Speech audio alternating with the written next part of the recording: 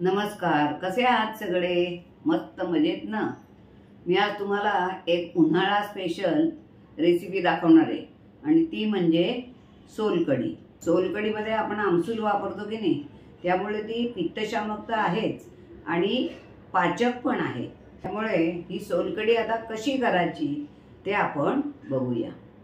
त्यासाठी इथे मी हा घेतलाय नारळ। हा नारळ मी खरवडून घेतलेला आहे आणि त्याच्यामध्ये मी थोडंसं एक अर्धा इंच आलं घालणार आहे, 4 लसणीच्या पाकळ्या घालणार आहे आणि 1 मिरची आणि थोडंसं एक 2-4 तुकडे मी त्याच्यात बीटाचे पण घालणार आहे, कारण त्याच्यामुळे सोलकढीला रंग फार छान येतो। तर हे ओलं खोबरं आता मी मिक्सरच्या भांड्यामध्ये घालून घेते। त्याचं आपल्याला दूध काढून घ्यायचं आहे नारळाचं।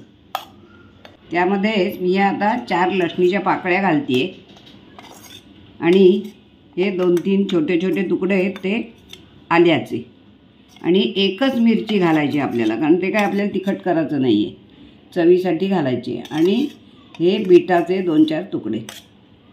यामध्ये आता मी थोडं पाणी घालून मिक्सरमधनं वाटून घेणार आहे, कारण आपल्याला दूधच काढायचं आहे की नाही त्याचं, त्यामुळे पाणी घालावंच लागतं त्याच्यात। हे बघा, अशा प्रकारे मी हे मिक्सरमधून फिरवून घेतलं आहे आणि आपण हे आता गाळण्याने गाळून घेऊया।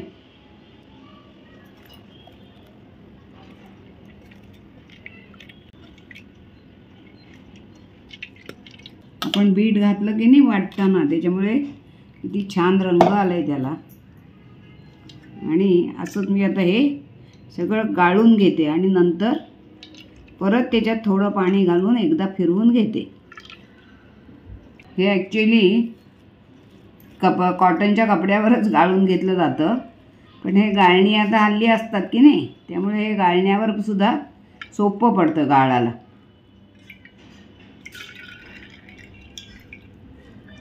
हे बघा किती गुलाबी रंग आलाय छान आपण बीट घातल्यामुळे। आणि हे आपण एकदा परत फिरवून घ्यायचं मिक्सरमध्ये। हे बघा, एवढं मी आता पाणी घातलं ह्याच्यात आणि परत आता मी एकदा वाटून घेते। नारळाचं दूध मी असं काढून घेतलं आहे आणि ही कोकम मी भिजत टाकली होती आणि त्याचा हा रस सगळा मी काढून घेतला आहे।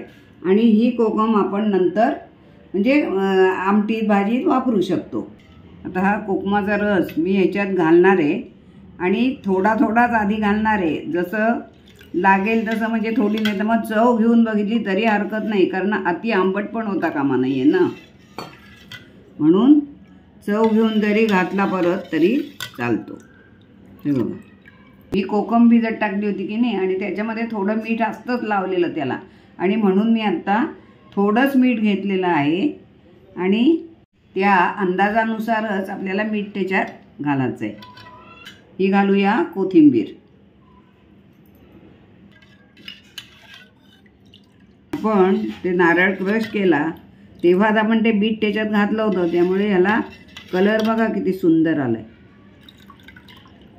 आता ही सोलकढी आपली तयार आहे, पिण्यासाठी तयार आहे। पण तुम्हाला जर थंड प्यायची असली तर थोडा वेळ फ्रीजमध्ये तुम्ही ठेवली तरी सुद्धा चालेल, कारण थंडगार सुद्धा सोलकढी प्यायला मजा येते। तर आज बनवलेल्या या सोलकढीची रेसिपी तुम्हाला कशी वाटली? जर आवडली असेल तर शेअर आणि लाईक नक्की करा। आपण पुन्हा एकदा भेटूया अशाच एका छानशा व्हिडिओमध्ये। तोपर्यंत मस्त रहा आणि विशेष म्हणजे आनंदी रहा।